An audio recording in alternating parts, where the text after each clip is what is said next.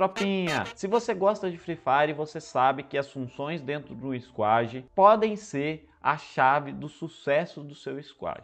Há um tempinho atrás eu trouxe um vídeo sobre o rushador, como esse jogador ele tem que fazer a função, quais são os melhores posicionamentos, dicas e maneiras de treinamento para esse jogador melhorar dentro da partida. E no vídeo de hoje vamos abordar a função de suporte. Quem é o suporte, o que ele faz, deveres, melhores posicionamentos e também uma coisa muito importante, combinação de personagens. Então se você já gosta desse tipo de vídeo, já se inscreve aqui no canal, deixa seu like, que toda semana trago conteúdo exclusivo para você. Então bora pro vídeo. Se você viu o vídeo da semana passada, provavelmente já sabe todas as funções de um rushador. O rushador, como eu já falei, é aquele jogador que normalmente assume a frente do seu squad porque ele busca trocações a curta distância, porque tem facilidade de jogar com armas SMG e também 12. O rushador ele tem uma função um pouco diferente do suporte, e tudo isso por conta do seu posicionamento. Se o rushador é aquele cara que normalmente abre as trocações, assume a frente do seu squad, avança o primeiro gel, o segundo gel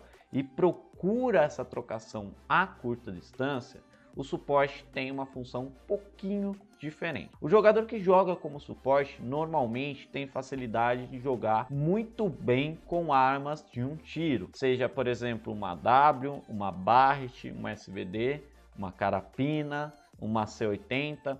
Então, esse jogador, o suporte, ele tem como principal função dar dano nos oponentes, ou como falamos no Free Fire, miar os oponentes. Ele normalmente joga em um posicionamento diferente do rushador. O rushador ele assume a frente, ele procura o confronto direto. O suporte ele vai procurar um posicionamento onde ele consiga ter uma render melhor dos seus oponentes e principalmente ele valoriza esse confronto à distância, seja no posicionamento alto, seja num posicionamento em cima de uma casa, no high ground ou no posicionamento flanqueado, que é quando 3 jogadores estão em um posicionamento e tem um quarto jogador que abre o flanco, joga pela direita ou pela esquerda em busca dessa melhor posição, da melhor render para conseguir combater os adversários. Em formações convencionais das equipes, os squads são formados por 2 rushadores, um terceiro homem que normalmente é o granadeiro e o quarto jogador que é o suporte. Então essa é a formação de squad mais utilizada atualmente com o meta que estamos tendo. Temos squads que trabalham com 3 rushadores e um suporte porque não tem um granadeiro. Tem squad que trabalha com 2 suportes e 2 rush, mas o mais comum é a primeira formação que eu falei. Independente da formação do squad, a função do suporte é sempre a mesma. Ele tem a função de proteger o squad,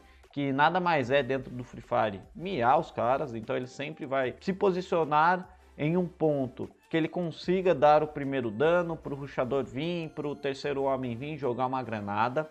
Ele também consegue segurar possíveis marcações. O que eu quero dizer com isso é que normalmente quando o suporte está com 2 Alpes, 2 Barret, ele consegue fazer esse confronto à distância enquanto tem um confronto do outro lado. Muito por exemplo, se vocês estão em um posicionamento, tem 2 squads rushando, um pela direita e um pela esquerda, um suporte muito bom consegue evitar que um dos lados venha para o rush. Então é muito importante que a função de suporte, além das questões da bala, que isso vai de cada um, existe muito essa questão do posicionamento. Então o suporte ele tem uma boa leitura de jogo, principalmente para procurar aquele posicionamento que favoreça as trocações à distância. E uma coisa muito importante, uma curiosidade muito importante, em outros jogos, normalmente o suporte está atrelado com a função de ficar salvando, curando, é aquele que sempre está atrás do seu squad,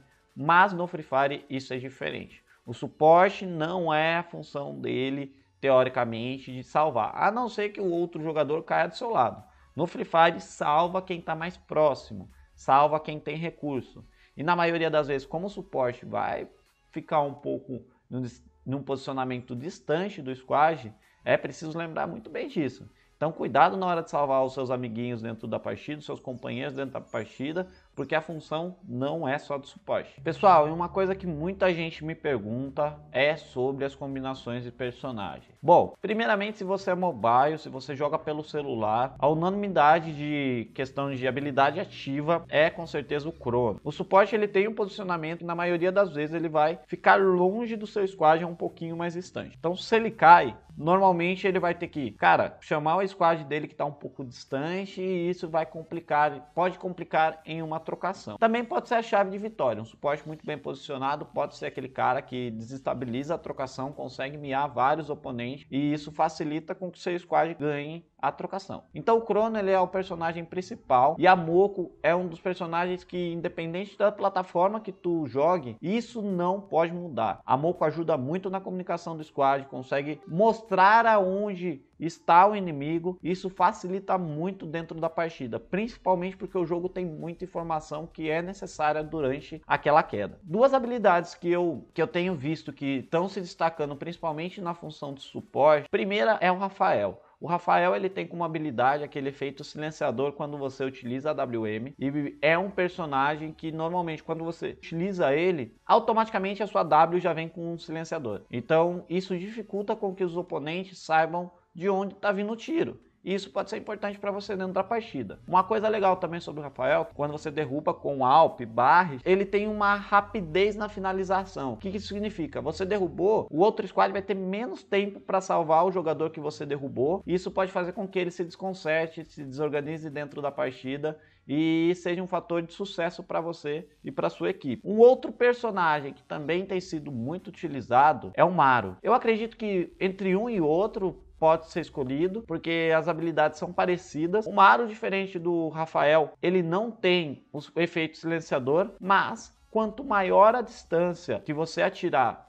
no seu oponente, maior é o dano. Então ele aumenta o dano de qualquer arma, e principalmente as armas que tem um tiro e grande dano, com uma maior distância vai aumentar o dano. Aumentando o dano, você tem mais facilidade de derrubar com tiro, de finalizar mais rápido.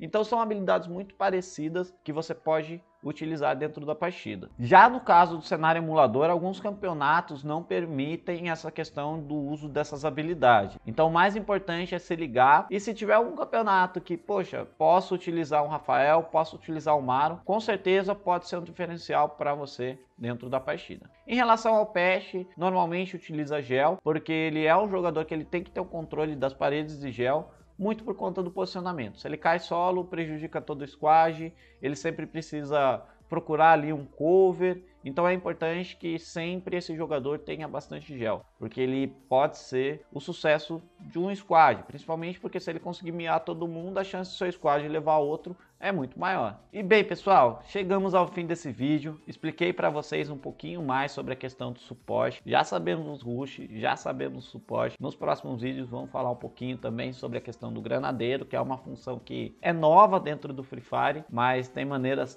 de evoluir a sua jogabilidade nessa função, e também sobre o capitão, que é a função de liderança dentro do squad. Espero que vocês tenham gostado desse vídeo, não se esquece, já se inscreve aqui no canal, e até a próxima!